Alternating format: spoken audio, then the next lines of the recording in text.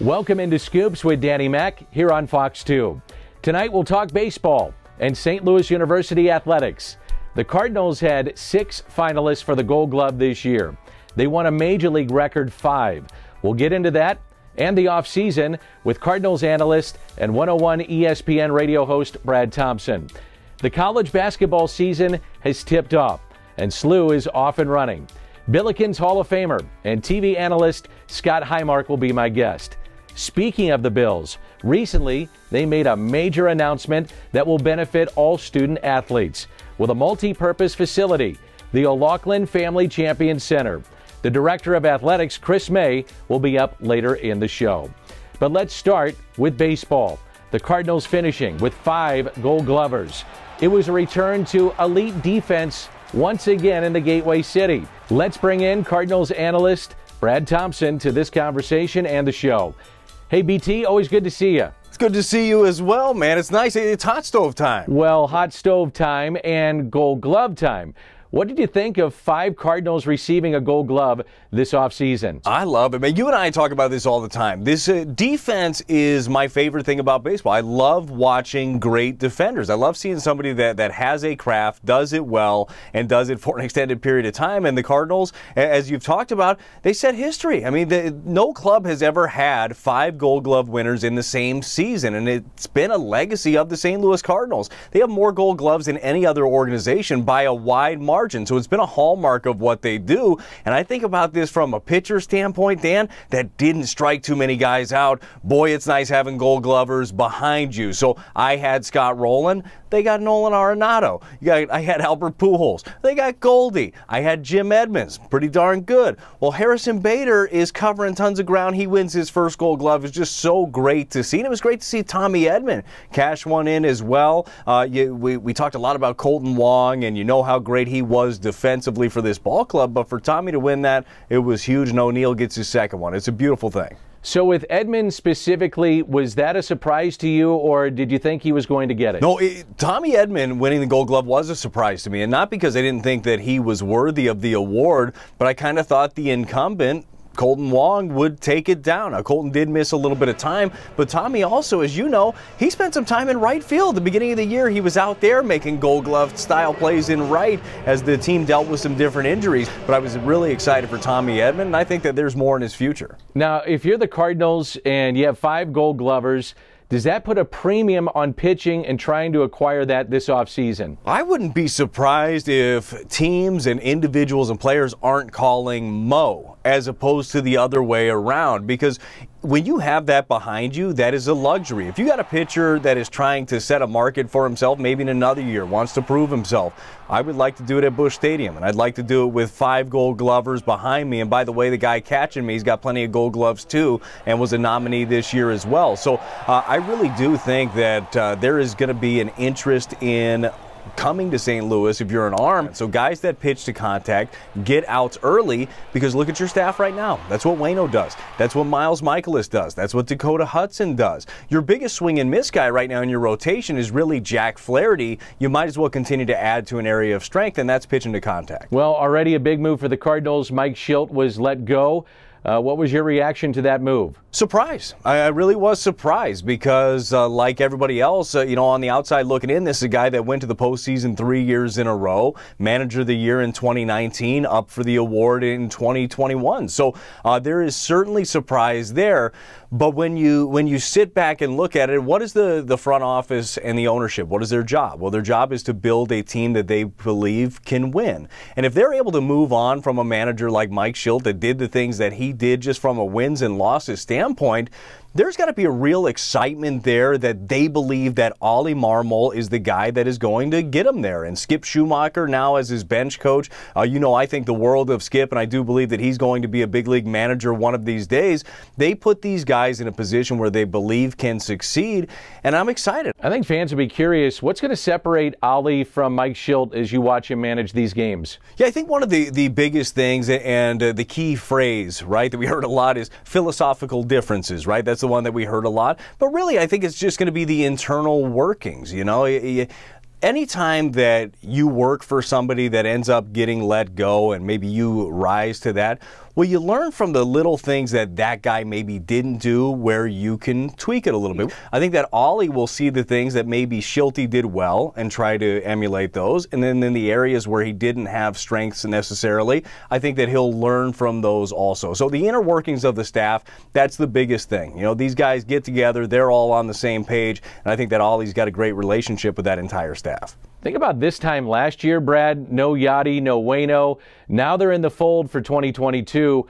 How important do you think that is going into next season? It's huge. It is huge. That was a weird offseason last year. To have them both coming back and knowing that this is very likely their last year playing ball, but knowing they're doing it together, there's excitement and there's leadership there. And this ball club, what I love about it is you have your veteran leadership. You also have leadership and superstars in Nolan and Goldie. You got a young emerging talents in Tyler O'Neill, Dylan Carlson, Harrison Bader, Tommy Edman. I really just feel like this is a very, very complete team, but it's led by Waino and it's led by Yachty, so it's great to have those guys around for one more. All right, let's talk about the CBA. We know that they have to work out the money, and that's a big component of this. But on the field, what rule changes would you like to see next year? Yeah, rule changes. Look, I think that there's a few. I'm big, and maybe this is the pitcher in me, of expanding the strike zone. Expand the strike zone a little bit. I think that if you do that, I believe that you're going to get more balls in play. Now, I doubt that they're going to do that. I do want to see some of these rules go by the wayside. The 3-batter minimum, I'm not a big fan of it. I don't. It's not speeding up the game. It's not, because look, the games are 3 hours and 10 minutes now. What were they before? 3 hours and 7, I think. I think they've gone up. I don't love the 7-inning double headers necessarily, and I really don't like starting extra innings with a runner on second. From a broadcast standpoint, is it nice to not be there 7 hours sometimes? Sometimes, but that's not how baseball is played. We play the whole game with one certain set of rules, and then we just change it because it's getting late. It just doesn't make sense to me. That's kind of the baseball purist in me. But the big thing that I'd like to see, and this is not an on-the-field change, I think broadcasters should get paid more. I just do. Dan, I don't know how you feel about that, but that is the hill that I'm going to die on. Brad, good to see you. Good to see you as well. Coming up, Billiken basketball Hall of Famer Scott Highmark. He's next on Scoops with Danny Mac here on Fox 2. Scoops with Danny Mac is brought to you by Schnucks, Lou Fuse, Royal Banks of Missouri, and Ryan Kelly, the home loan expert. Welcome back to the show here on Fox 2 Scoops with Danny Mac. Well, St. Louis University, the Billikens, winter sports, it is tipped off with men's and women's basketball. And let's welcome into the show former Billiken great Scott Highmark.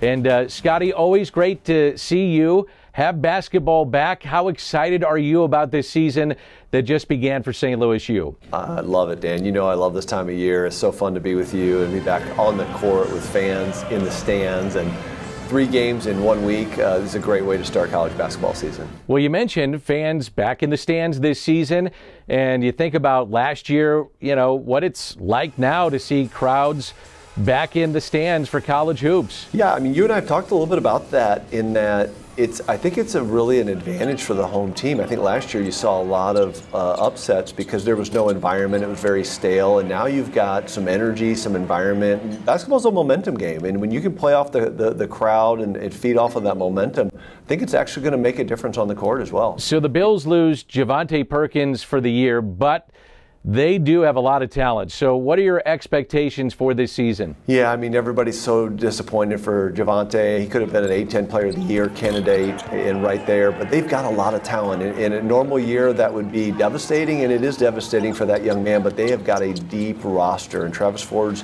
continues to recruit at a very high level. They've got 9, 10 kids, all that can play at this level. It'll be a little bit more by committee, and they're going to have to figure out who do we go to get a basket when we actually need one. But they've got a lot of candidates that can really step up and elevate their game. Well, Travis Ford back for his 6th season, and tragically, he is coaching without his nephew and former assistant Ford Stewin, who passed away. So the other night, we were there, pregame ceremony to honor Coach Stewin. What are your thoughts on losing Ford and just how tough this is right now on Travis? Well, first of all, I was very sad for Coach Ford and their family, and I got to know Ford Stewin as you did, and just so sad that we lost him at such a young age, a very special young guy. So that's what I was thinking about first and foremost. But I think the other thing I was grateful for that Coach Ford's here in his 6th year. And we're very fortunate to have a coach of his caliber that is leading this program, and the trajectory that they're on, the fact that they've improved every single year is evidence of Coach Ford and his ability to not just recruit, but build a program that will last. So I'm very grateful that Coach Ford's here, and he's committed to being here for the long term. I know you love hoops and following the high school scene, so are you finding that kids want to stay home and play at SLU now more than ever? And you're a good guy to offer perspective on this, because I'm curious, you stayed at home. So what would be your advice to a kid that is being recruited, has a chance to stay at home, play for SLU, or go on to another program that is outside the city, outside the state? I bring it up because by staying at home, it's been very beneficial for you and what you're doing now in your life. I was very fortunate being a St. Louis kid and getting to stay home and play for my hometown team, and being able to go to the NCAA tournament twice in my career. And honestly, Dan, there's not a day that goes by where somebody doesn't ask me about Billiken basketball, and I'm almost 50 years old. So I find it kind of funny, but I think St. Louis likes their hometown team and their hometown kids, and it's just, I'm very grateful to have that connection, because I have instant connection with a lot of St. Louis people that even remember me playing 25, 30 years ago. So, but I would never fault a kid for going and playing somewhere else, but I think you can accomplish, and again, these young, talented kids, they want to play at the next level.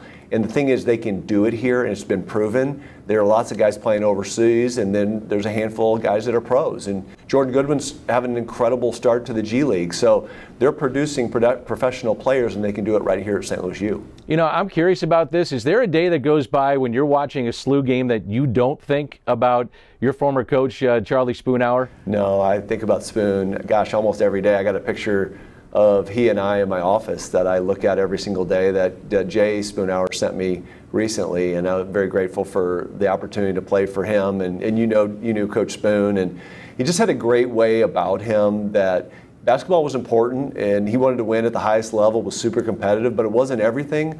And he was very concerned with the total person and developing you as a person. And, you know, I could go 3 for 18, and he might make a joke, but he, at the end of the day, put his arm around me and cheer me up and say, man, this is a game, it's my job, but I want this to be fun for you. And I really appreciated that at that point in my life. Well, finally, the Highmark name in college basketball will go on next season with your daughter playing in college. Now, unfortunately, she's hurt for her senior season in high school, but congratulations to you and your family. She's a great player in her own right, isn't she? Yeah, well, thank you for asking. Yeah, Brooke's senior at Westminster Christian Academy, and she signed with Belmont her national letter of intent this week. So she's excited and going to go play in Belmont in the Missouri Valley Conference. So we're excited about that because we can go see her play a lot of places close to home, and she's just excited to play at the next level. And it's just fun to see her love for the game and just see her really thrive and flourish, and let her do her thing. And I told her I had my career, now it's your time. Well, that is awesome. Congratulations, Scotty, and thank you. You bet, Dan. Thank you.